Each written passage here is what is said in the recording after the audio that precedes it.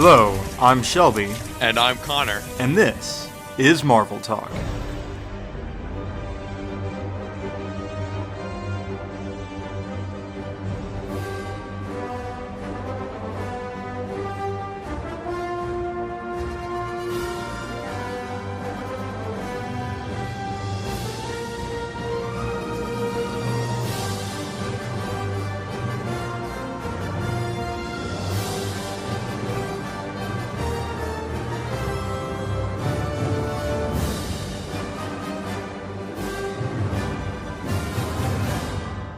Welcome back, folks, to a special edition of Marvel Talk. A very, very special edition.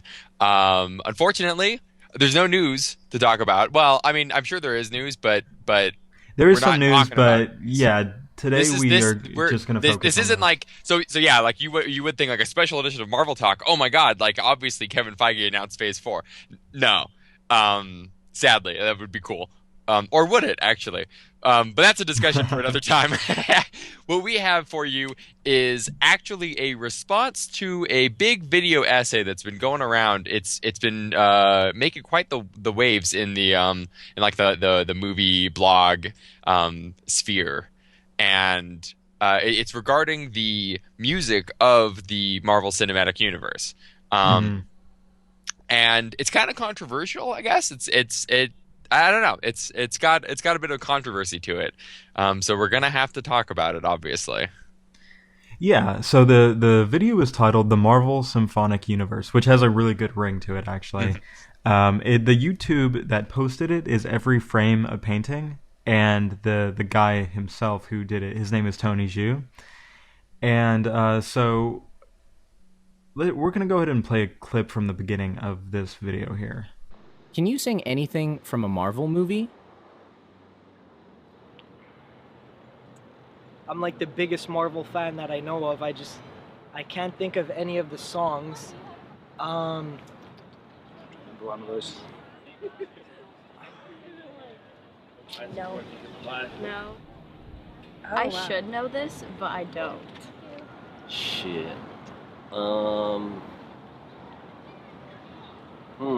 I didn't even know they had, like, theme songs. Why is this? Because the Marvel Cinematic Universe is now the highest-grossing franchise in film history. More than Star Wars, more than James Bond, more than Harry Potter. So what is missing from their music? I gotta be honest, I was really frustrated watching those people struggle for an example for Marvel. Because I can come up with, like, a ton, actually. Like I came up with we came up with a lot in this episode. It's interesting. So yeah, obviously we have some things to say. Yeah. So so first I want to talk about I think we probably had the same perspective as to the shares for this video. But I'll tell you what mine are. So pretty much I shared it, and I mean, as soon as I saw it, I just shared it, and I was like, okay, I got to get some opinions on this. I know this is something that we need to talk about on Marvel Talk. And basically, it seemed like everybody agreed with the video essay. Yeah. And was like, yeah, I actually do. I understand this point of view. And then there was, of course, people who went even further and were like, yeah, Marvel's got horrible music. This is just something that Marvel's really bad at. And then, of course, the like really cynical people who just like can't enjoy things were like, "Yep, it's just trash." Yeah. But I didn't see a lot of defenders of this or anybody really going against the tide. I mean, it's a very well made video here. So I think it's definitely a pretty persuasive video. Yeah.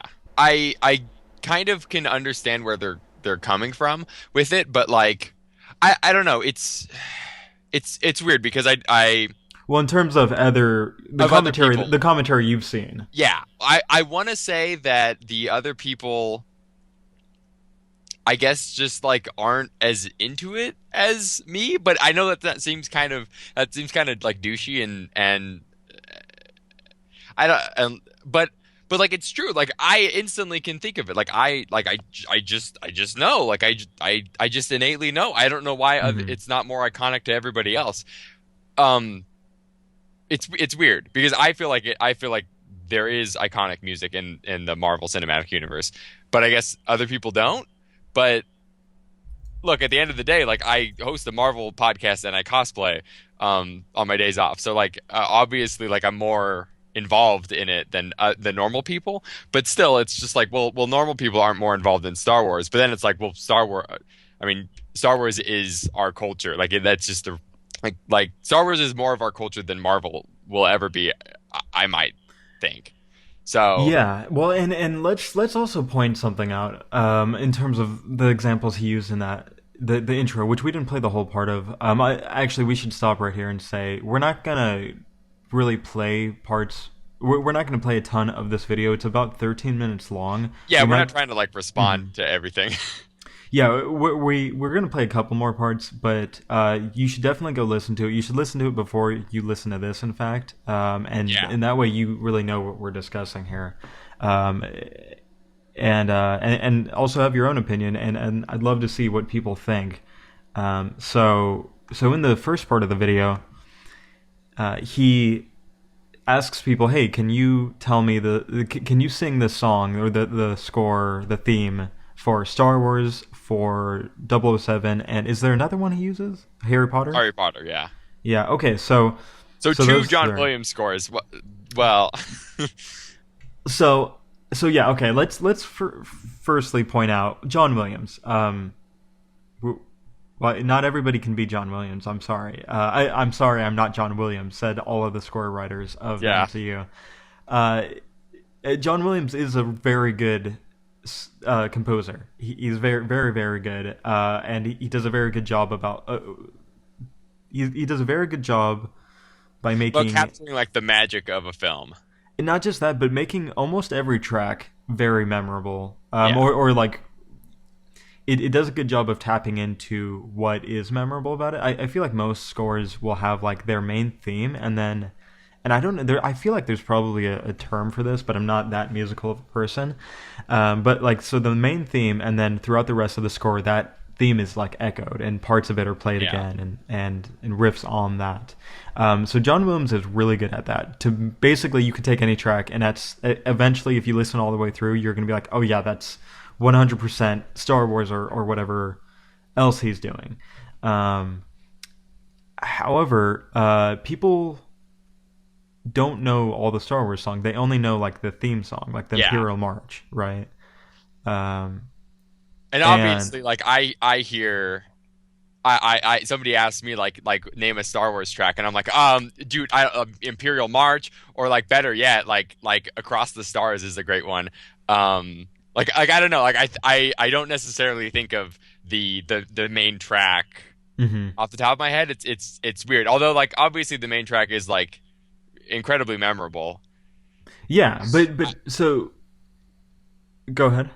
I don't know. It's just like again, like Star Wars is such like an embedded thing in our culture that it's kind of unfair to compare something to Star Wars, because even you can't even compare, even if you compared like other tracks in Star Wars to the Star Wars main theme, like that's still kind of unfair. The Star Wars main theme is too big of a thing.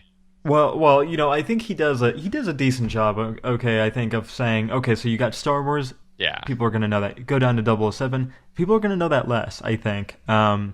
And I guarantee you that's the only 007 song that they know. They probably couldn't. Like, it's just one of those things. Same thing with Star Wars, and same thing with Harry Potter, for that matter. That these songs are themselves a brand. Like they've been played with every toy commercial and every game and every theme park and every opportunity that they can. There's no 007 theme park, unfortunately, but there's a lot of video games and like beer commercials and everything. So yeah, you're right. so like people do know these songs for that, and like you said, the cultural reason.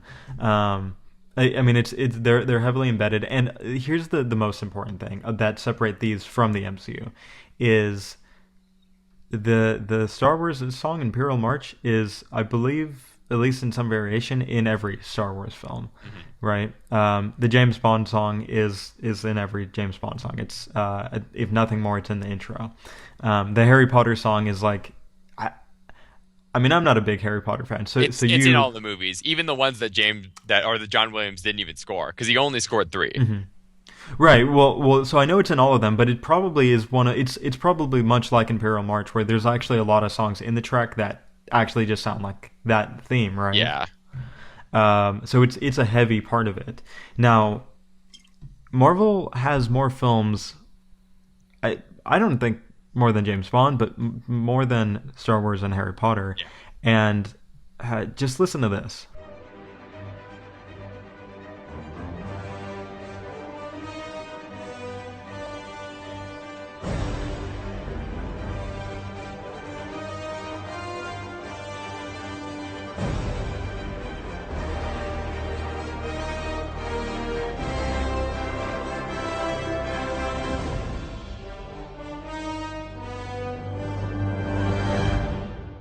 That I just think of the Marvel Talk podcast, that really great podcast with those two charismatic hosts. Well, that's what I'm trying to say. He should have just made this video about the Marvel Talk show, because I mean that's much grander scale.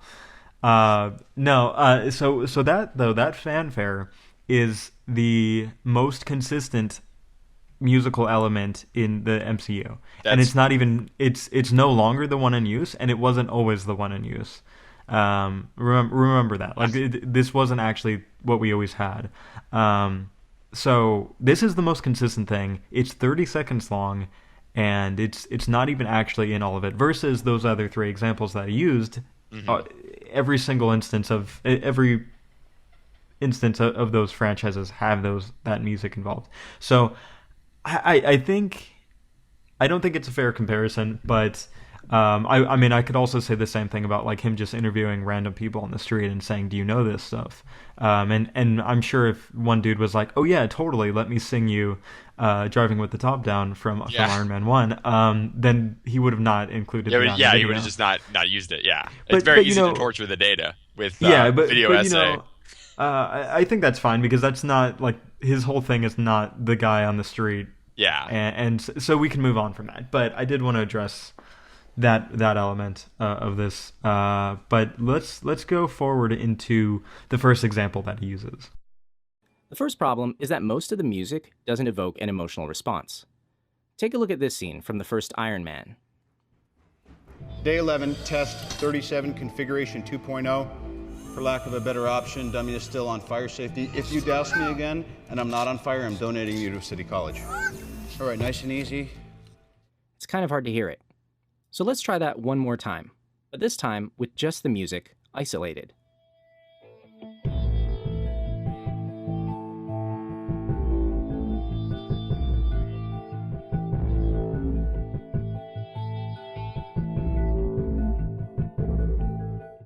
Did you have an emotional reaction to that music? So what happens to this scene if we just take it out? Day 11, test 37, configuration 2.0. For lack of a better option, dummy is still on fire safety. If you douse me again and I'm not on fire, I'm donating you to City College. All right, nice and easy.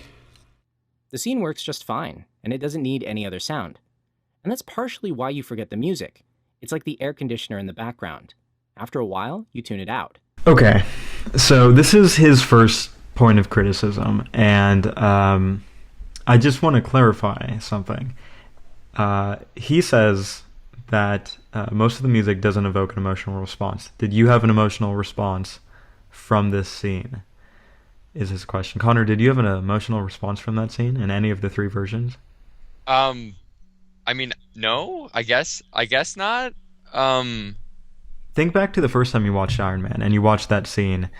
How emotional were you? I mean, were you crying? Did you have to leave the theater? Did you? Did you have PTSD after the fact? Is really my question. Yeah, I mean, no, like nothing. It's not like an emotional scene necessarily. I mean, it's the turning point for his character, right? I mean, it's I don't know when he's suffered a greater loss in the franchise. Well, obviously, because the little handy robot keeps dousing him with it's traumatic. Just to watch. It's really bad, and then he breaks his car, so it's terrible. Yeah, and that wasn't even included in this. That was not included cut. In the scene, but yeah, I still remember the trauma of the event. Exactly. No, but to be serious, so again, like I'm trying to give this guy the benefit of the doubt because I do think he's got valid points that he is getting at. Yeah. And like we'll get closer to like what his main point is. But here's the thing. This is not an emotional scene. Yeah. There's no like world in which like this scene was intended to have any emotion, or like it would be very weird if this scene played and the score was like really heavy and like really intense and like shaking you in this, there was so much to it. Why would you do that? Like, I don't know what emotional response are you looking for, and why do you think that every scene? Because like if to say, look, we're just taking a random scene, did you have an emotional response? Seems to imply that you think any scene, any all given scenes should have an emotional response, exactly, which would be incredibly tiring for the audience. Exactly. Like terrible. And so let's. I actually want to give an example of a track that is an emotional, probably the most emotional track in this in Iron Man 1.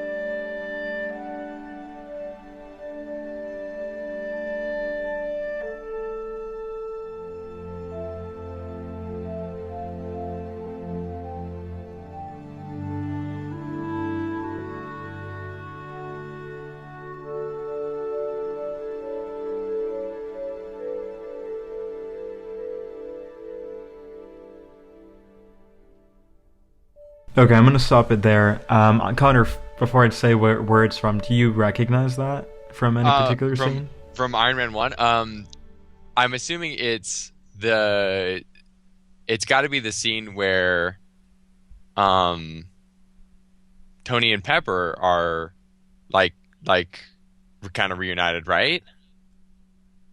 When he comes back and he wants a cheeseburger? I think so. Is that what you mean? No, but you're close. So Okay. I'll tell you the track title. It's Extra Dry, Extra Olives. So Oh, okay. Okay. So, it is a Tony and Pepper scene. Exactly. Yeah. Okay. And so this is the scene when they're on the balcony and he's like actually seeing her for who she is for a moment. He's starting to see her as a person. And they have like, as she refers to later, a really romantic moment when he just leaves her on the balcony and never comes back. So that's probably the most emotional that this movie gets at all. It's not because it's not an emotional movie. That's the thing. Yeah. Now, when I say emotional, obviously I'm kind of talking about like sad or romantic or like a feelsy, yeah, that spectrum. But of course, emotions are all over. So, let's be fair. Okay, so you should have an emotional response from an action movie or a horror movie, of course, and those are not like feel good moments. An action movie, I would argue that there are a lot of feel good moments that you could have. But not from like a pure action scene. I think it's not like the same feeling that you'll get from a track like this one. Yeah. So, so this is the most emotional track. Okay. And here's the problem. This movie is not trying to get that kind of emotion out of you. It's the emotion that Iron Man 1 is trying to get out of you is one of excitement, one of inventiveness, one of possibility. That's what this movie gets at. Okay, so I'm gonna go ahead and play what I do believe to be the most emotional track, which comes directly after Extra Dry, Extra Olives. So Tony leaves Pepper, the romantic interest, realizes that his captors are still out there terrorizing people in Golmira, and what does he do?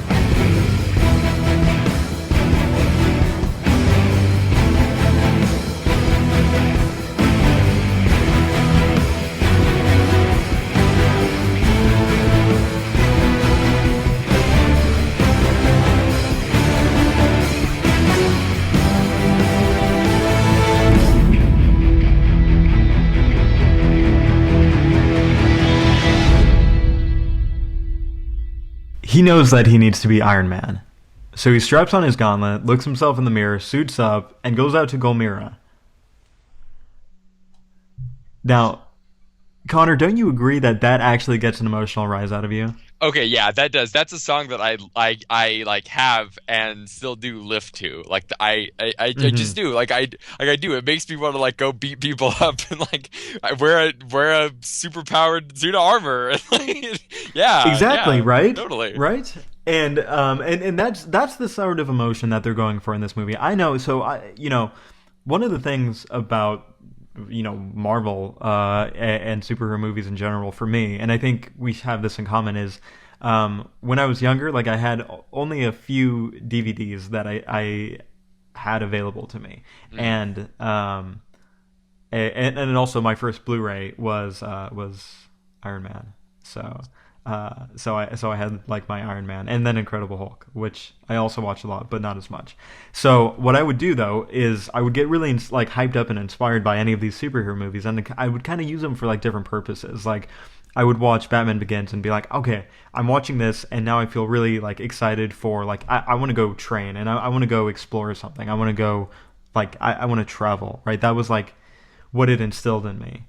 And with Iron Man, every time I watched it, in fact, I would even put it on when I felt like I needed some motivation. And every time, it would always be for the same thing. It would always be like, I'm gonna study a lot, and I wanna become more intelligent. I wanna like really like get into like learning some sort of skill. And like watching Iron Man every single time excited me to do that. So even though I've watched it many times, even though I'm a Marvel person, I don't think that it's just me. Yeah, I don't know. If it was again, I think it just goes back to the culture. Like if people, if this track was more prominent in people's culture, then it would be like that's the Iron Man theme. And admittedly, like it's a shame that they didn't make that the Iron Man theme because it's not like I don't think that there's even echoes of it in the other movies, right? Suffice to say, Iron Man 2, Iron Man 3 don't really echo that feeling at all, and certainly these sounds. Now, before we move on from this scene, there's one more thing that I wanted to throw out here. So the initial example that he gives us of the scene, anyway, he plays the scene with and without the audio. So the track that he has listed is Test Day 11 from Ramin Djawadi. Who scored the entirety of Iron Man 1. Now, he lists this as unreleased from Iron Man 1. So technically, it's not actually the scene. It's not actually the audio in the scene, which is interesting. Now, it's not like very far off, so it's not. It would be misleading for me to say that he's misleading us there. But let me play more of the track for you, and Connor, you can tell me your opinion on this track when you hear a little bit more. Okay.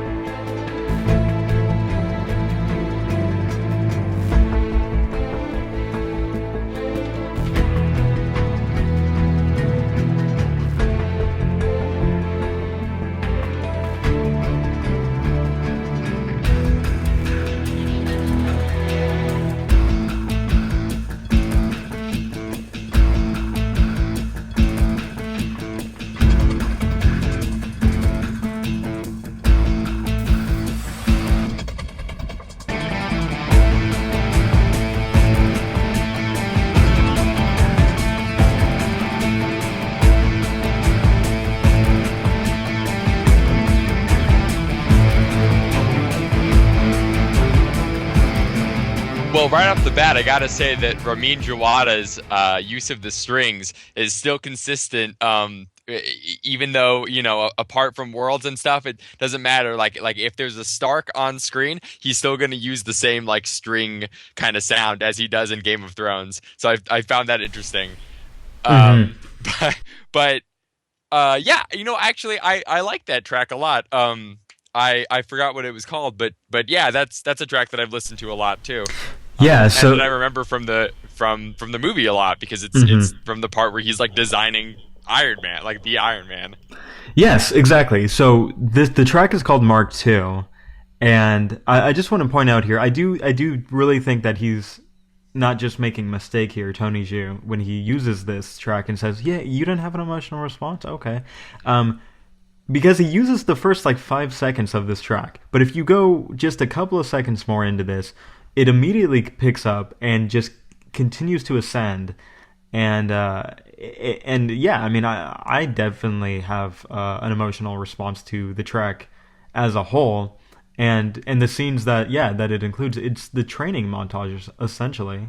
Yeah, like had he included the actual part where Tony's like making the designs on his like super crazy hologram computer and stuff, I would have been like, yeah, dude, I absolutely have an emotional response to that. Like I get to be hyped up and stuff. I wish I had a technology like that.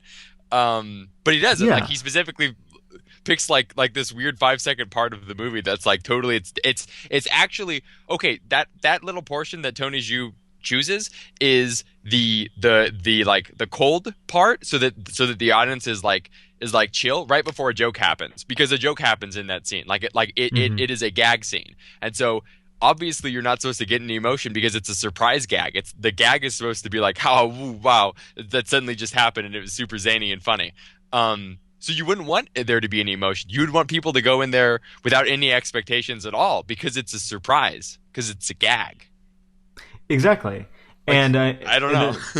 Yeah, well, and then of course immediately after that, it picks up, and then the scene, it starts cutting more, and it gets more hyped up essentially. Yeah. But yeah, he literally uses the fade in part of the song. It's the first like 5 seconds of the song, which of almost any track. I mean, there are tracks that start out really strong, but almost any track in a score starts out fading in. It starts out really slow. Because it's a score, yeah. Yeah, they want, because they ease you in. When you cut from one scene to the next, if it was just blaring loud music, then it wouldn't, it wouldn't edit. It wouldn't be a very well flowing film, unless there's circumstances when maybe that works, like a war film, but otherwise, it would be really jarring. So moving right along, let's go into Tony Zhu's second example, okay? Okay. Another problem is that the music is used very predictably, so that what you see is what you get. If you see something funny, you hear funny music.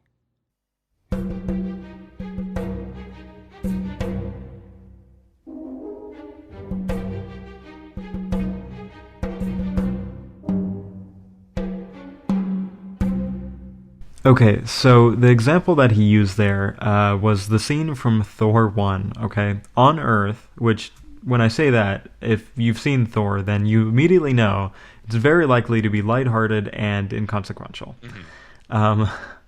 Mostly, there's like a couple of consequential scenes. But it's the scene when the Warriors 3 show up and like look really silly outside of the glass door. So you heard the music that he played. And what he says. Oh, okay, so if you see a funny scene, it's going to sound funny. The scenes are too predictable. That's his second criticism. Connor, go ahead and tell me what's your knee-jerk reaction to that? Okay, well, first of all, like I don't think there's any way you could read that scene other than for it to be a humorous scene, because For one, like, well, Darcy's in the scene, so obviously they're gonna try to make it funny. But like, I don't know, like the way that if they write like I think Natalie Portman, Kat Dennings, and Stellan Skarsgård all like drop the thing that they're holding when they see the Warriors 3 and stuff. In what way are you gonna play that off so that that's not funny? Like you can't work with that other than like make it like goofy music in it, because it's one of those parts of Thor where they do like dumb goofy things. I'm not gonna defend the dumb goofy things in Thor, like the Earth scenes. We're on record on this show as saying the Earth part of Thor is like the bummer part of the movie. So let's be clear, I'm not gonna defend that, but still, like what else would you have done in that scenario? And in fact, like obviously later on in the video essay, he shows like what maybe they could have done, and I disagree with it, but Yeah, well, let's go ahead and play that Yeah. right here. So same scene, different audio. Remember this? Let's try something different. So earlier in the film, Thor convinced his friends to do something illegal, and he was banished. Now, they're doing something illegal to find him. He's not asking for their help. They're giving it willingly. What if we heard this feeling in the music?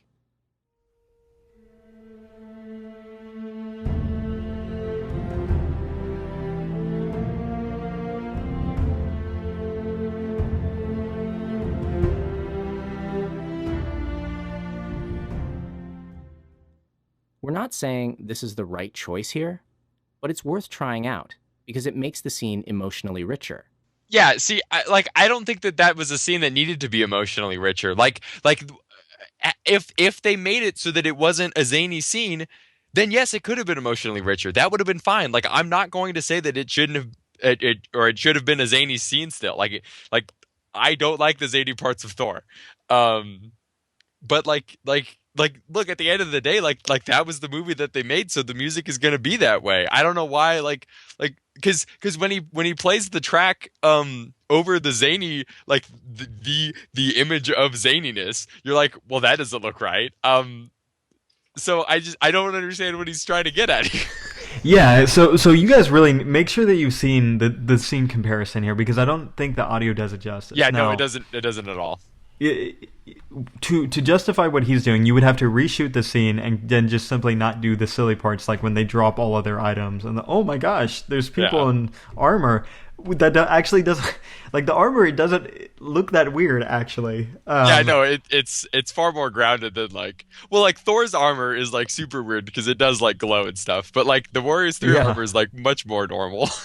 yeah, it really is. And yes, so it just doesn't work. Yeah, I definitely understand where he's coming from. Like, so if you were to read, like, if you were to read a like a description of the scene as it's intended to be, but very minimalistly, right? So you would just say his friends willingly broke the law to come save him, and now they are being reunited, and you go, okay, well, in a normal movie, this would be like a powerful scene, right? Like, you could definitely play up this moment. But actually, when you watch the movie, I've seen Thor like a pretty good amount of time. You know, like, we do have a Marvel podcast, like we've seen these movies, right? So, I've never consciously thought about the fact that they are like breaking the law, the law, if you will, right? Like, even saying that, but it actually never feels like that's what is happening, and there's never any repercussions for what they do. So there's no reason to try to make that effect happen. Yeah, I mean, I don't know. I don't feel like there's justification, because, like, if anything, because they're going behind Loki's back to be like, hey, Thor, how's it going? And Thor's like, I thought I was banished forever, so I don't know. I mean, and they're like, well, no, you're not. There's no reason to make it like.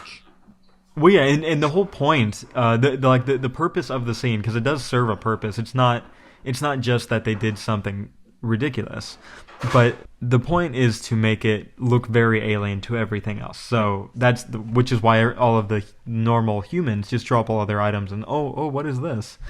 The entire point is to make it seem very, very different than what's on Earth.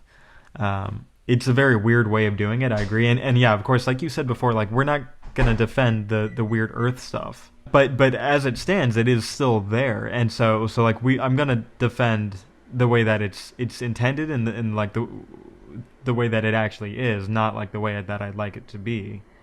Because yeah, I mean, maybe in a different world, if this was actually, if the Incredible Hulk didn't get made and this got made instead, then yeah, that's the music that would play, and it would be a really serious moment. Yeah, well, instead of like dropping their items, like I would like to think that Selvig would be like, oh, like okay, hold on, like I just kind of let go of this idea that maybe this is actually Thor, but now like well, Sif is right here, so like Selvig should be like nerding out or something. Like in another world where this movie is different, Like yes, it could be a really nice like emotional reunited scene, and Selvig could be like, oh, so you're basically saying that everything in my culture is real? Thank you. Like, I don't know, be cool.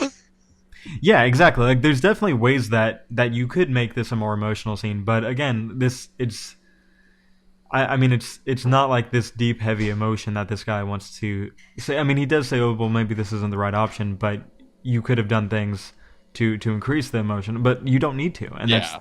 that's not what was in. Like, I do think, for all of the flaws that Thor has, like, this is actually the product that he wanted to come out, at least for like this scene, right? I mean, Kenneth Branagh, like, and the Marvel producers, like, this is what they wanted to make. They didn't like make this and go, oh, I wish we could have gotten more emotion in there. That's just what they did. So as a further point for Thor, I don't actually think that the Earth scenes have any personality. I think they're super generic as it is in the movie. I think the real personality for the tracks comes through in the Asgard scenes.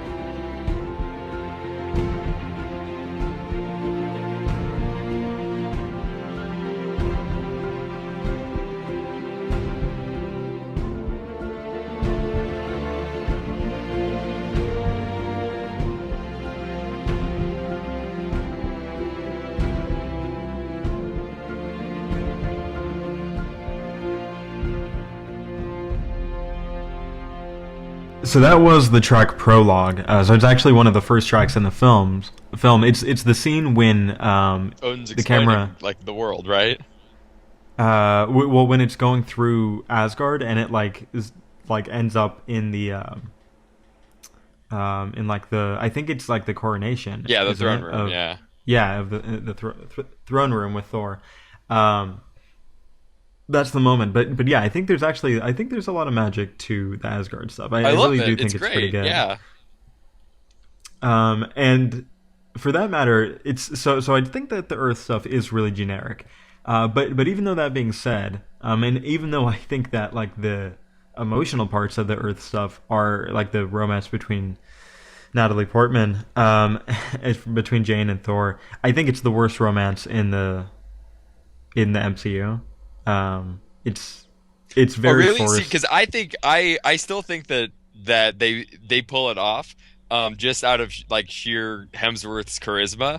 Like I don't think that Natalie Portman is really like pulling her weight. I think it's all Hemsworth. Like Hemsworth is the one who well, I mean, I guess it's like when you see a couple and you're like, that guy's really cool. Wow, he's like a really good husband, and then you see her and you're like, oh, well, like, oh, that he's with her. That's weird. Like she seems to not really like reciprocate and like carry the same weight, so to speak. Yeah. I don't know. Like that's a pretty weird example, but I'm just trying to say like, yeah, he's like super cool and he's super nice and he does a good job in the side of the romance. But like whenever I always think of the scene when she just goes like, oh my god. And I'm so just like, bad. I cannot believe that exists. Like, I have to believe that Kenneth Branagh didn't want that, right? Like, that has to be a producer I don't know. who pushed that. I don't know, man. I really am not sure. Yeah, it's super bizarre. But that being said, let me play the track "Forgive Me," which is kind of their most emotional moment when Thor seems to die or go sacrifice himself.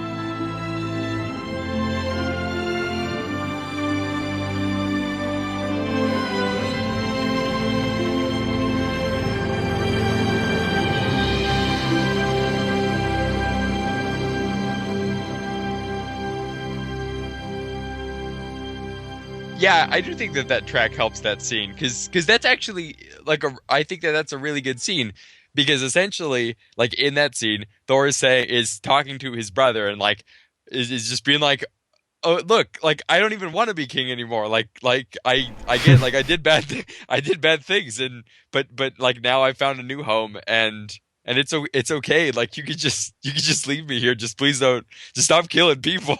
Basically he's just like pleading with his brother. Of course Loki bitch slaps him. Yeah. Pretty terrible. But yeah, it's a good scene. with the destroyer there. Yeah, with like yes. a giant super metal.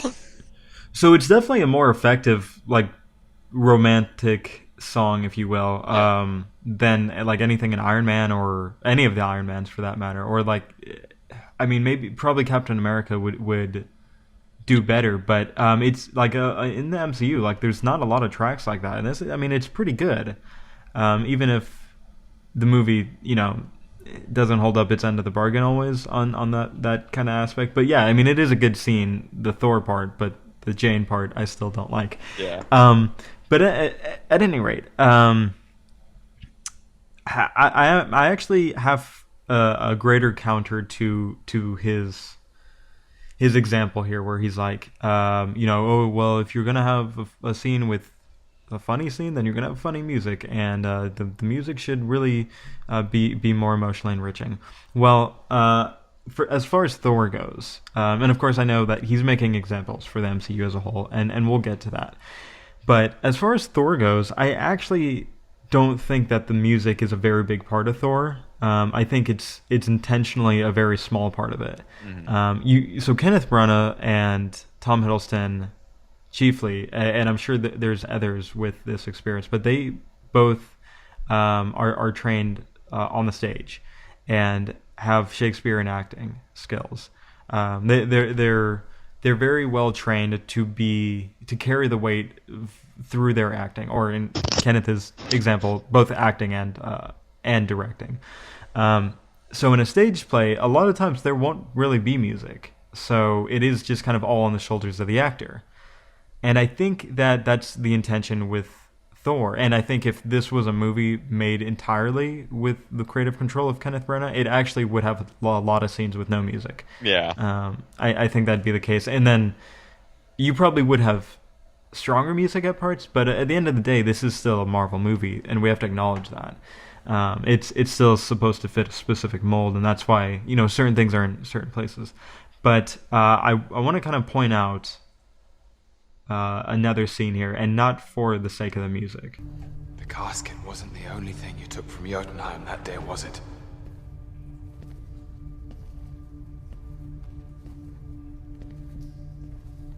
No. In the aftermath of the battle, I went into the temple, and I found a baby. Small for a giant's offspring. Abandoned, suffering, left to die.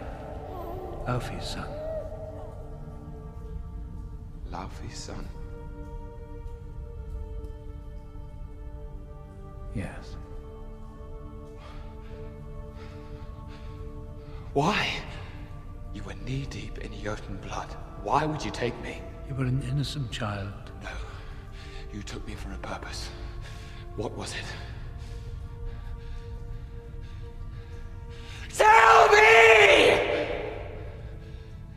I thought we could unite our kingdoms one day, bring about an alliance, bring about a permanent peace through you. But those plans no longer matter. So I am no more than another stolen relic, locked up here until you might have use of me. Why'd you twist my words? You could have told me what I was from the beginning. Why didn't you? You're my son. I wanted only to protect you from the truth. What, because I'm the monster parents tell their children about at night? No. You know, it all makes sense now. Why you favored Thor all these years. Because no matter how much you claim to love me, you could never have a frost giant sitting on the throne of Asgard.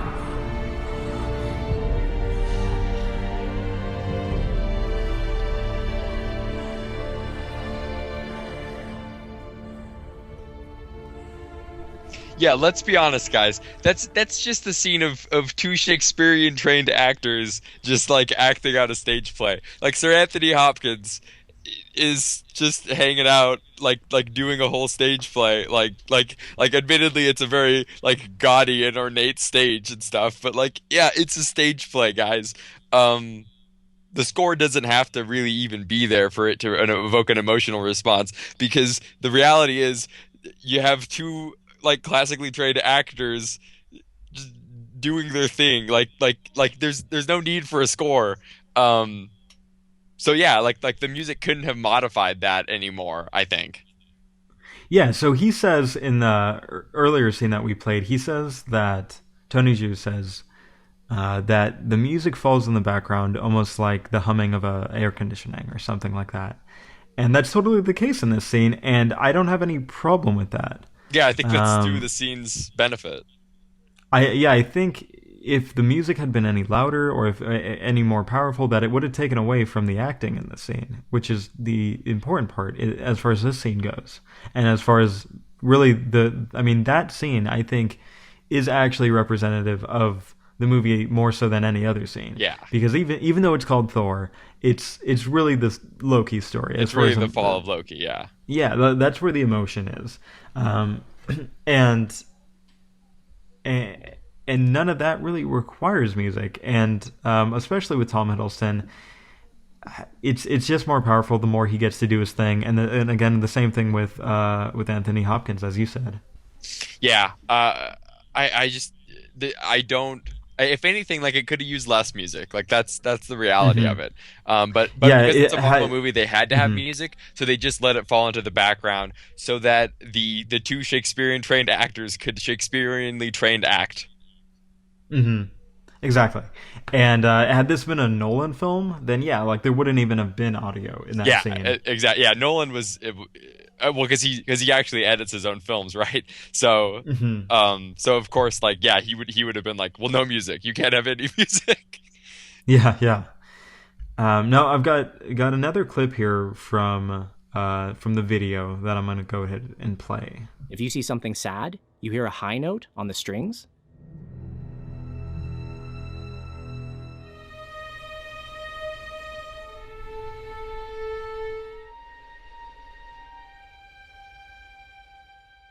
This is a really safe way to score a film, because all of the emotions are expected.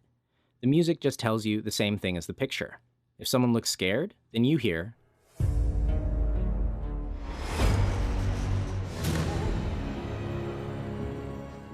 And this is the second reason the music is forgettable. It never challenges your expectations. Okay, so we kind of talked a little bit about that already, where he said, if it's going to evoke one emotion or attempt to, then it's going to play a certain kind of sound, and it's pretty much going to be the same amongst these films. When he played the sad music there, he played clips from 5 or 6 different Marvel films throughout the entire all of the films, not just like Phase 1 or anything. And yeah, they do sound pretty similar. I mean, would you agree? Yeah. Yeah, I mean, they definitely sound similar. I don't think that the scared ones sound quite as similar, but there's definitely a trope there. There's a consistent trope there. Just like you would say, like jump scares all kind of sound the same, although those are probably more similar. Now, he says as his second point here, specifically, though, that the problem with that is that it doesn't challenge your expectations. Why does I don't need know to? why a sad scene has to challenge your expectations. Like, well, not even that, but just why? Well, really, I guess what he's getting at is why does your emotional response should be, what your expectation should be, like counter to what the yes, exactly. It should be counter. So yeah. Oh, this is a sad scene. I'm expecting sad music. Oh my gosh, it's not sad music. Whoa, this scene really it was unexpected. Yeah. And yeah, I mean, there's merit to that. Sure, I'm not saying that there isn't. Novelty is great. New innovation is wonderful, and even in certain circumstances, just juxtaposing things that don't really go together can either be very interesting or really have a more powerful effect because you're not just being passive because you understand the beats that are coming. You're getting caught off guard and getting re-engaged with the movie potentially, or getting taken out of the movie. So this is where I think he's starting to get into the meat of what his entire point is here, because he's obviously not too fixated on these scenes as we might be. Yeah. So he's getting close to what he's getting at here. So they all sound the same. And this is safe. This is a safe way to score a film, to just make them all sound the same. You're not really going outside the box. You're not doing anything different. This is gonna be sufficient. That's what he's saying. Okay. Well, I get that. That's a pretty good criticism. That, well, if you go to any blockbuster movie, then the jokes are actually kind of the same every time. Like they'll have a lot of the same beats. They're gonna have the same arcs, and there's always a big thing to blow up at the end of the movie in the sky. Yeah. Right. So yeah, like that's not something that I love. I agree, like that when I go to see a blockbuster movie, that they have a lot of the same things in them. Yeah, look, we'll be the first people to say that, like, okay, when like the third act keeps ending up with the villain getting giant and being in the middle of a tornado, like that needs to stop. It's time to stop with that. So like exactly. Like yeah, we're not gonna be like, no, it should always be the same. That would be dumb. Yeah, exactly. Like we don't want it to always be the same, and yeah, that is like maybe a problem with blockbuster movies. But at the same time, I do think we need to acknowledge, because the most non-blockbuster he gets in this movie, this video here, is he has a Mad Max Fury Road. Okay, which is actually still a blockbuster, to be honest. Yeah, it is. Even if it's a pretty art housey one, but if you take art house movies, Oscar season is coming up. If we took all those movies and we take the scores, you're gonna have the same situation actually. Yeah. Right. So amongst those films, and you don't really see the criticism brought up in the same way, right? Yeah. Now. Well, like, can you name this is kind of unfair. Okay, I'm gonna admit it. This is being super unfair to a really not memorable movie. But can you remember like a track from The King's Speech? Like, no, of course not. Yeah. Can you remember a track from The Queen? No, I can't. Can you remember a track from? I can't even remember a track from The Artist, and I love The Artist. Like, The Artist is phenomenal, and it's all music. Yeah, and in fact, let's bring up something else though. Tell me, can you please, Connor, can you sing the song from Fast and the Furious? Too fast, too furious. No, I know that. I would like the instrumental. Just hum it for me. There's 8 films. Why that shouldn't really be a problem. 8 films. It shouldn't be too hard, right? Yeah.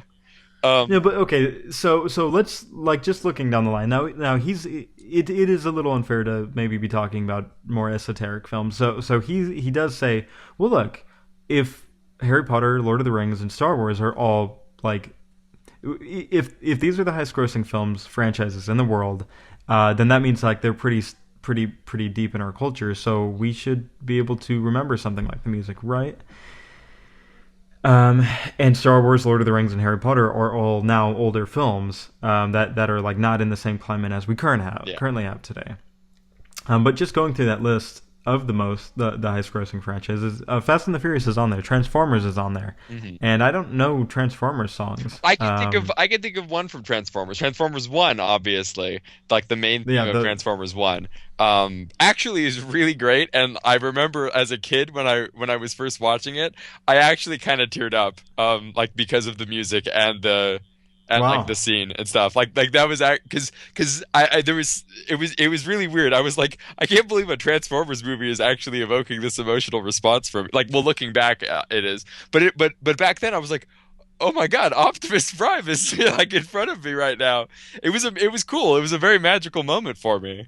But that's I'll admit that's the only one that I'm aware of, like that I could think of in Transformers. But can you hum it for me or no? Oh god.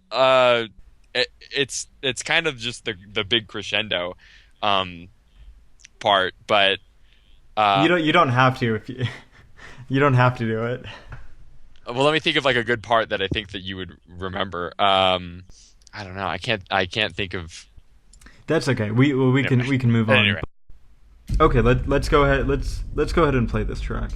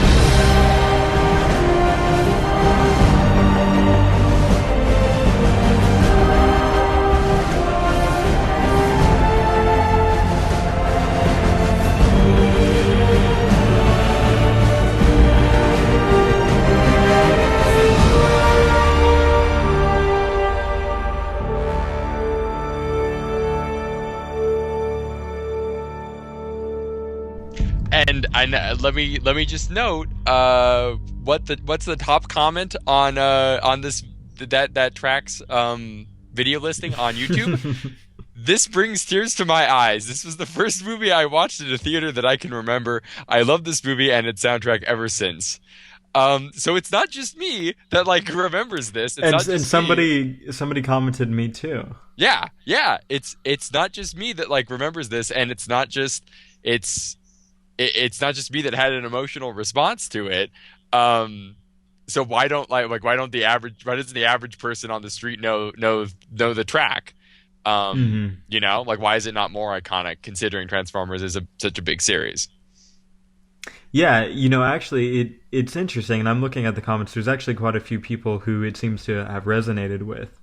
I do have to admit, I don't recognize the track. I mean, maybe the little like tingly ting ting in the back there, but it's been a long time since I've seen even Transformers 1.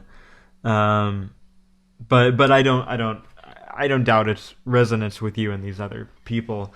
But it is interesting. So, yeah, you know, in this track, it does still sound similar to a lot of other tracks that we've heard, and even some Marvel films, maybe. But it still, even so, it doesn't seem to have not given you an emotional response, right? It still clearly is capable of doing that. Okay. Now I'm gonna play a little clip from a couple videos here. These are examples from just regular music, actually. So let's step outside of this little spectrum of scores, right? And this is just different songs that sound similar.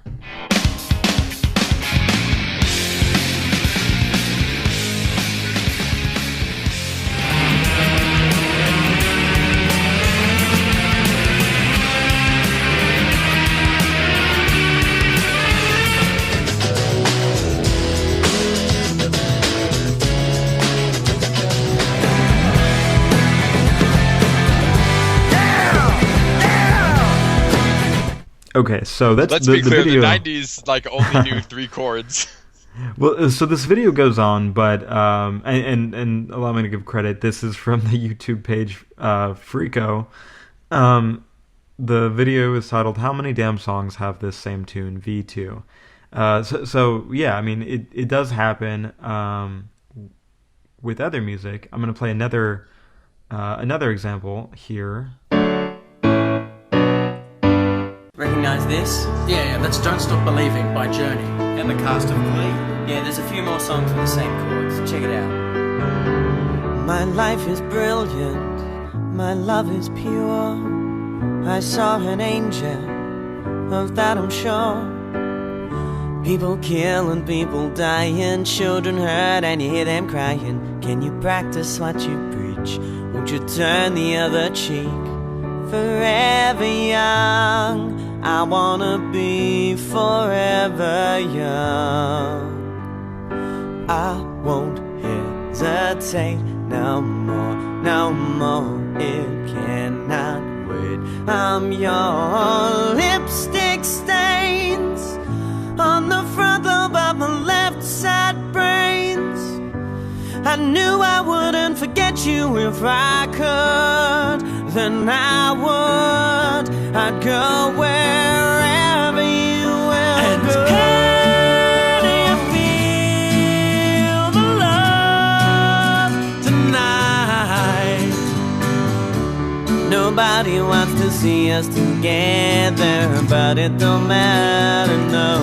'Cause I got country road, take me home to the place where I belong.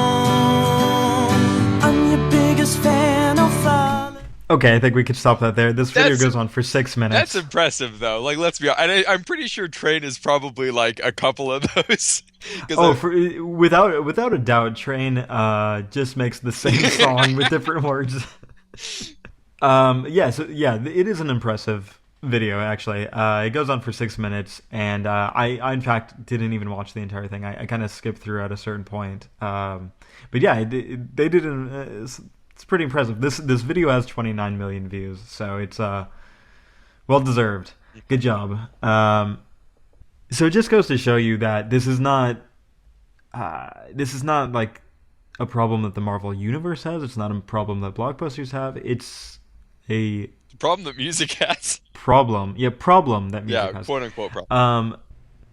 So next, I want to bring up this journal. This journal article that's titled "Music and Emotions in the Brain: Familiarity Matters," and they get very particular here as in terms of which parts of the brain get activated or not activated.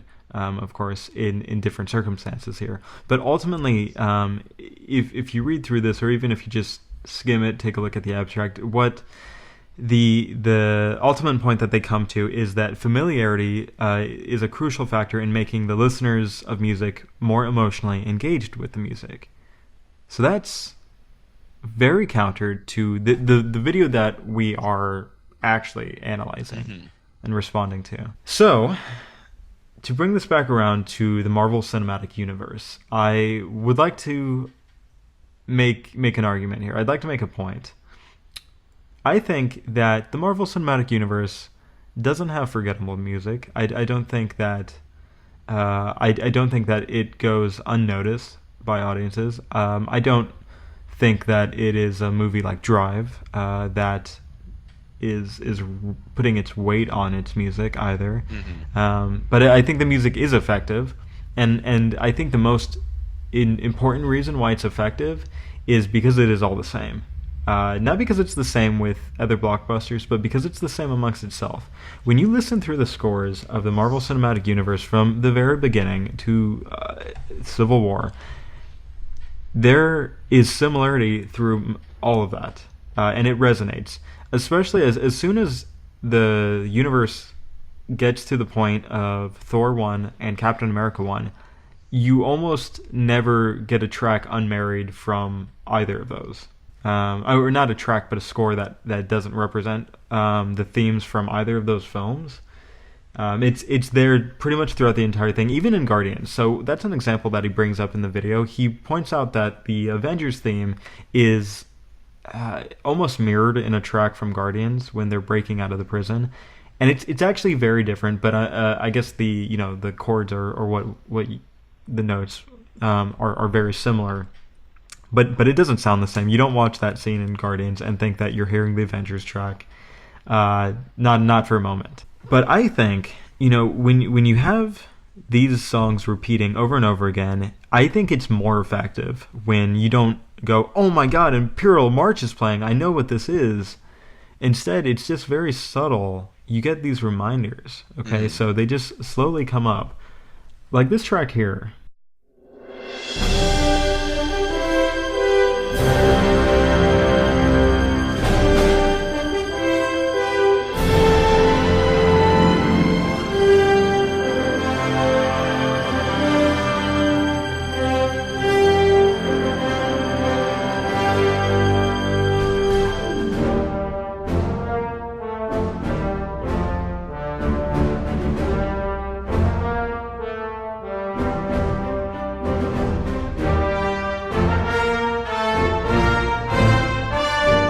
So that track from Captain America, the first Avenger, continues to have representation throughout the rest of the universe. And what that does, like when you see him in the Smithsonian in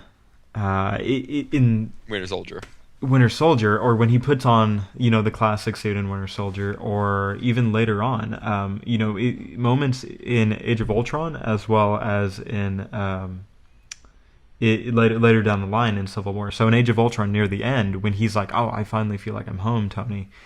This is the place for me," because he's kind of been going through a bit of a crisis there. He doesn't feel like he fits in, and that track, part of it, kind of plays in the near the end of Age of Ultron. So I think that actually has much greater power than just having like a song, like this.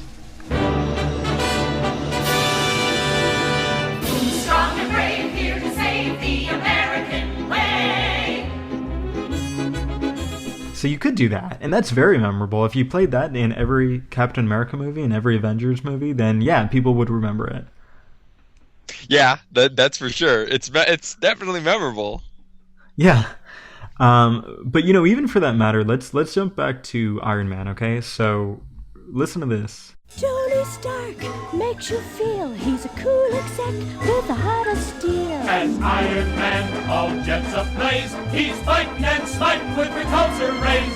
Amazing armor, There's Iron Man, a blazing bomber. There's Iron Man. So that's actually the classic Iron Man song, which is in Iron Man 1, by the way. Yeah, this is from the soundtrack that I'm pulling this. Yeah. And what's also in Iron Man 1 is this.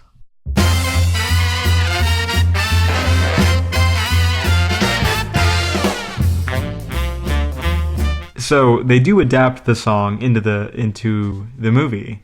They don't do it in the later Iron Man films, unfortunately, but they do represent it. And of course they represent it at a time in Tony's life when he's not actually Iron Man. But also, but still, like the song has like this very like Playboy Rat Pack kind of feel to it, which is exactly the type of character that Tony is before he becomes Iron Man. So like it wouldn't be appropriate if they played it later on, like if that was just the Tony Stark theme, it would be like, oh, okay, that doesn't really make sense because right he's like got a black eye right now and he's turning to Captain America and punching him in the face and saying that it doesn't matter because fuck, he killed his mom. Like it wouldn't work, obviously. Exactly. And so there's the thing right there. Like let's kind of jump back into this video. All right. So I think he's almost being inconsistent here. So he says, "Do you recognize these songs? Can you sing me the Harry Potter song? Can you sing me the Imperial March?" I don't actually think Imperial March is gonna give you a more emotive response than just like a normal track, actually. Even if it is like just your run of the mill. Like you might get hyped because you go, oh, I like Star Wars, oh, I like Harry Potter, oh, I like James Bond, but it doesn't.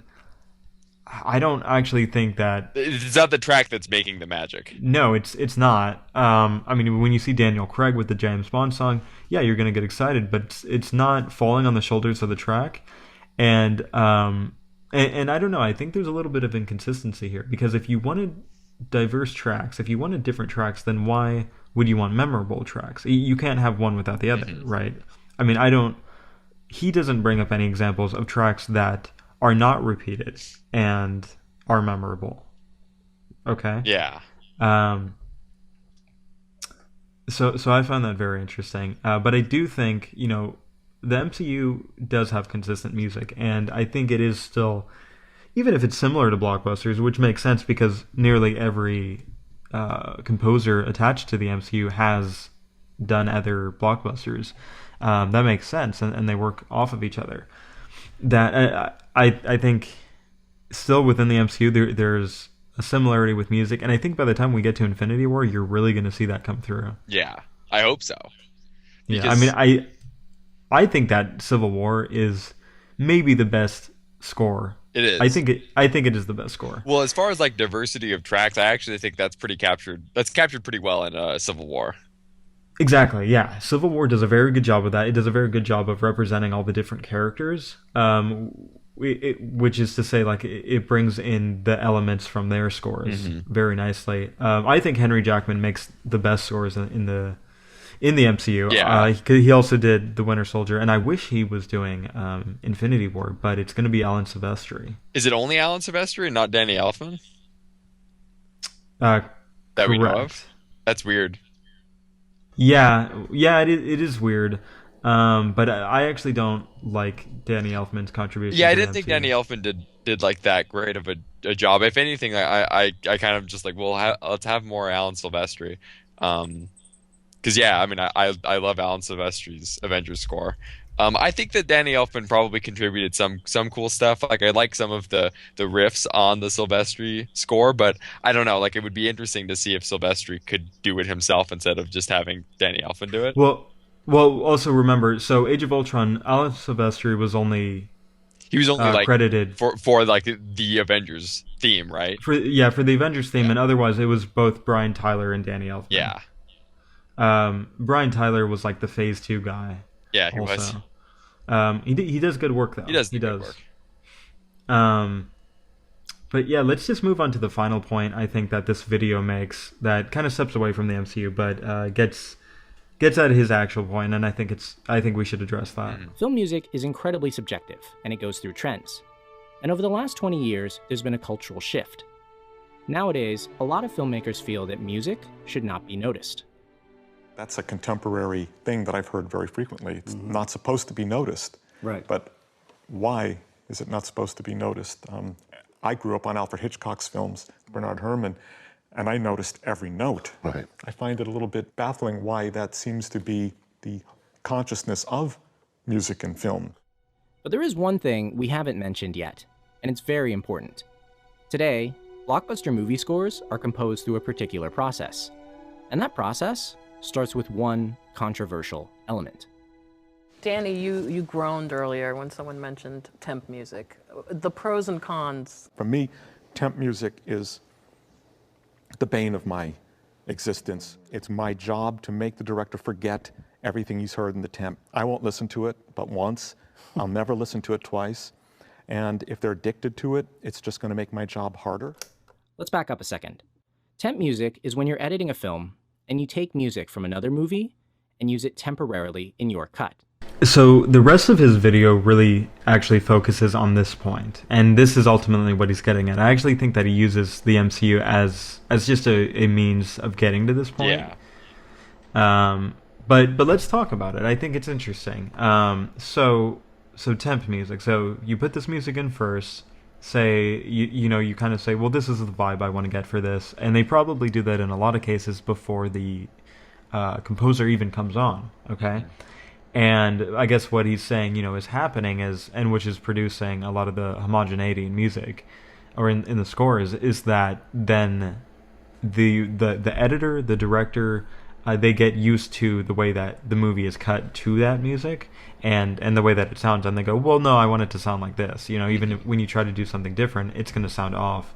And that's a really interesting point. And I actually think that I definitely agree with him that films should not be cut to temp music. Yeah. Well, do you remember when we actually experienced temp music for the first time? Yes, it was Captain America. Yeah, right? It was Captain America. They used, I think it was Transformers.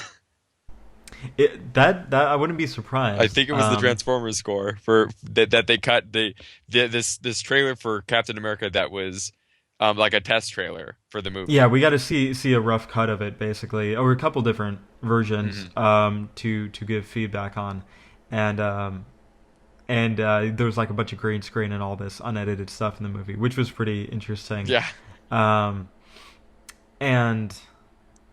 And yeah, like there was totally different music in it. It's pretty weird. And like I've since been to a lot of screenings, not for any Marvel movies, unfortunately, but I've been to a lot of test screenings, and yeah, like they'll almost always have temp music in there. The Dark Knight. Which do you mean Bane? Oh well, no. I hear that a lot of movies have used The Dark Knight. Oh yeah. Oh Yeah. definitely. Yeah. I'm sure that's the case, and I mean like I've seen. If nothing else, Dirty Laundry, the Punisher short. Oh, and yeah, uses that it. too. Yeah, that's the first thing that comes to my mind. But yeah, I mean, I always used to think, well, okay, it makes sense if they're going to test this movie with audiences and they don't have a score yet, they need to put something there, right? And that's kind of how I used to think about it, but I didn't realize that a movie could actually be being cut to it, and I think that is pretty horrible, actually. Yeah, that's obviously problematic. Like that's asking for trouble. Yeah, I mean, when you cut a movie to a certain set to a certain rhythm, and then you have a guy come in and say, "Okay, well, do your thing, except stick to this rhythm." Yeah, except like don't. Yeah. Yeah, it's very difficult to do anything different, and I do think that's a big problem. So, I feel like this is a good jumping off point, so we can kind of go through the MCU and say, kind of bring that into scope here. So, just as an example, all right. So, we can say, I think, pretty fairly that the earlier MCU movies definitely operated that way, right? Because they were just kind of coming together one piece at a time. Yeah. And then later on got people to score them. And rather, I would think in the case of, say, Guardians of the Galaxy 2, I think, let me double check this, is going to also have Tyler Bates scoring it again. So I would think that he's going to be around for that editing process, right? He's going to be around early, and they're not going to have to use temp music. Mm-hmm. Or if they did, it would at least be his temp music from Guardians 1, right? I would think so.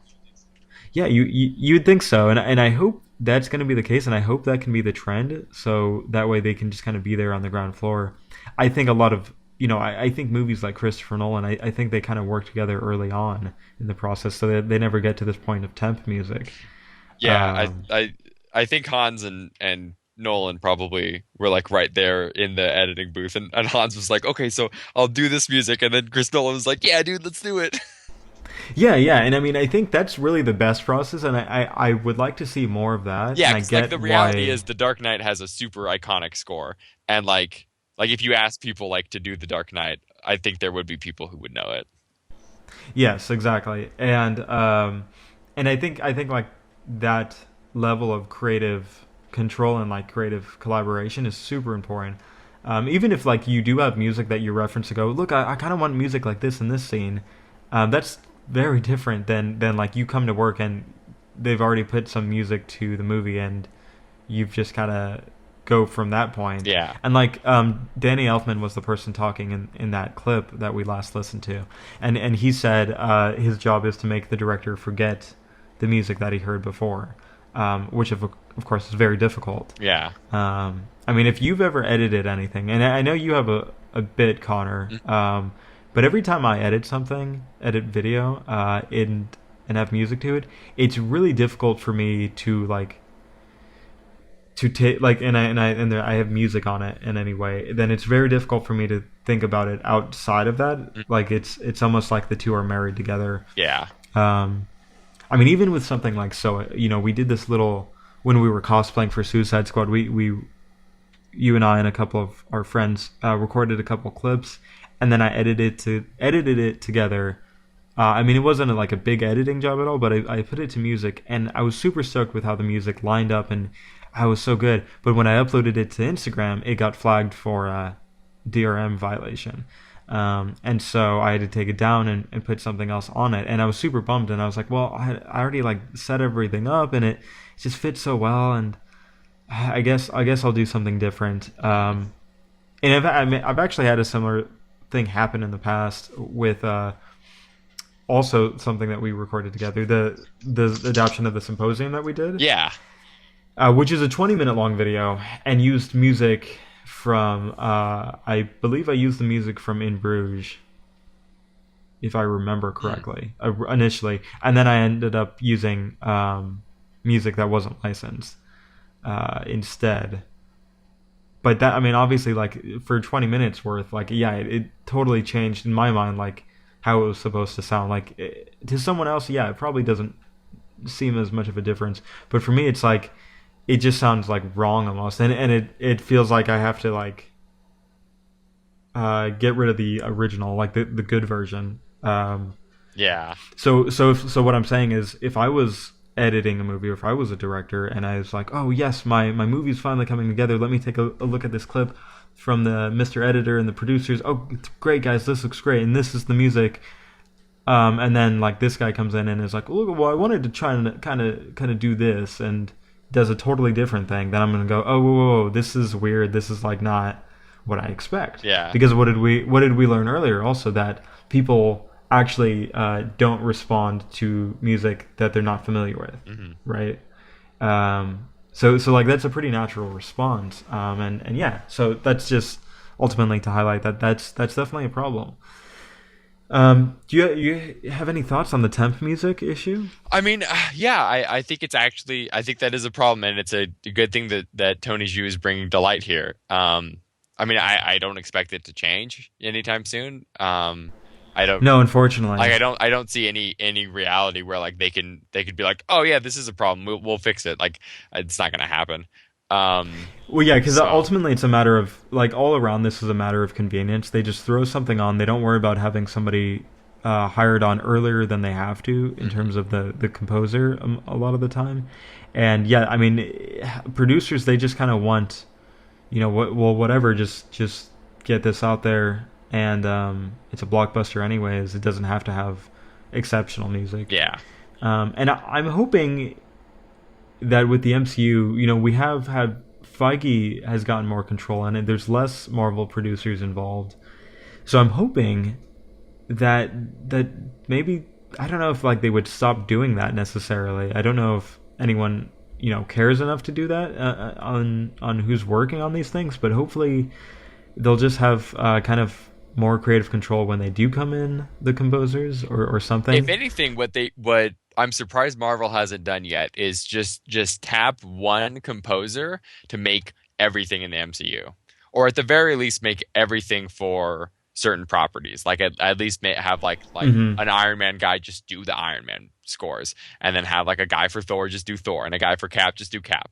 Just get one guy and have them sign a big long contract, pay them a bunch of money, and be like, all right, we need you. This is our release schedule and stuff, and we just need you to have these days no matter what, because we're signing a contract here. I don't know if composers work that way. I don't know if a composer would be interested in it. I mean, obviously you just have to give them a lot of money, but I think that would have the desired effect. I think that if you make the tracks more similar, if you make them have more carryover from one film to the next, more consistency there, more homogeneity, I think that would probably work out better if just your Iron Man tracks all sounded like Iron Man tracks at the that just makes sense to me. I agree, but I don't think Marvel would do it, because Marvel has the Marvel formula, right? We talk about this all the time. And that definitely doesn't go unused here in the case of the audio. I mean, that's kind of what I was saying before.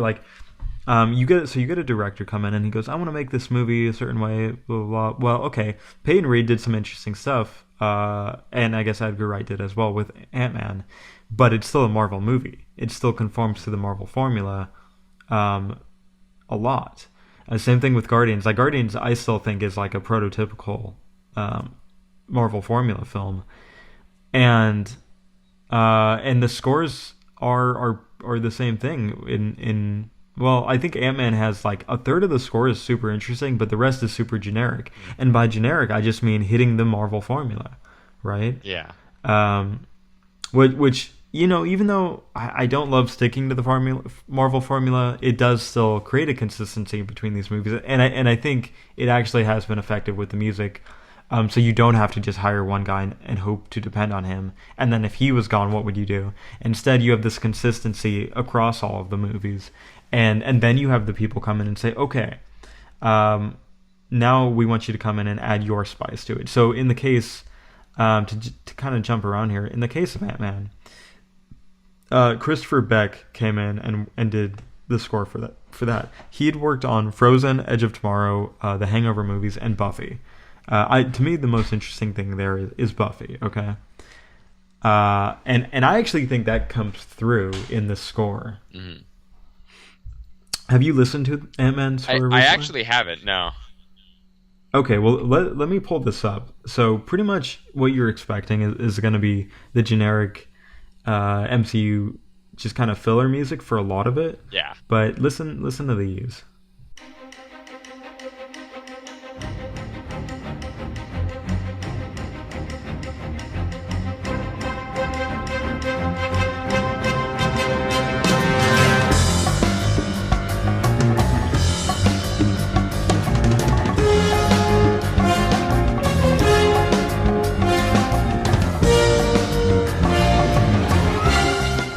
So they went with what movie Mission is that? Impossible.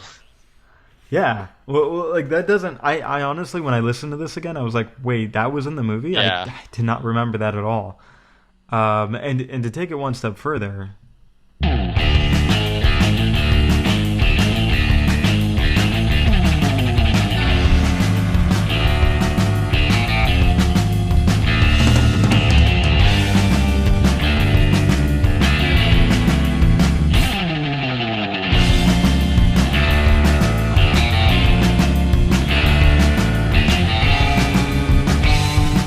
So that's cool. I appreciate that.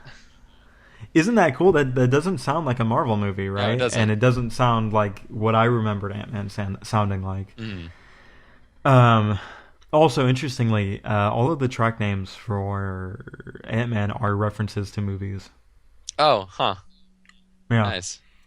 Yeah. So it's pretty cool. There's actually one that's titled "A Center for Ants!" exclamation point. Yeah, so that's pretty cool.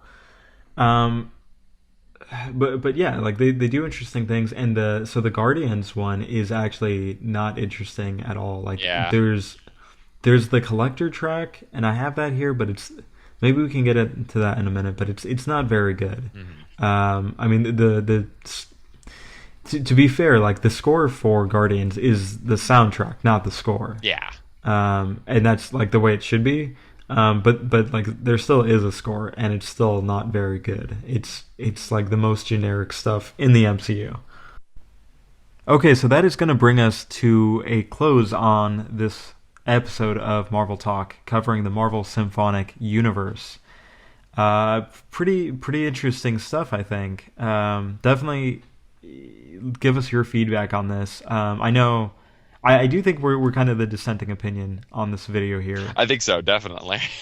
Yeah, and I really hope that I think we made a good case for ourselves. I don't think we're just like Marvel fanboying on this. I think we've got a pretty legitimate love for these movies, but also a good argument here. But let us know what you think. And also, I think actually the more important thing that I want to know, and I think you do too, Connor, is what are your favorite scores? Oh. Well, yeah. I mean, we would love to know what he thinks. He's going to be a busy man the next couple days. Yeah.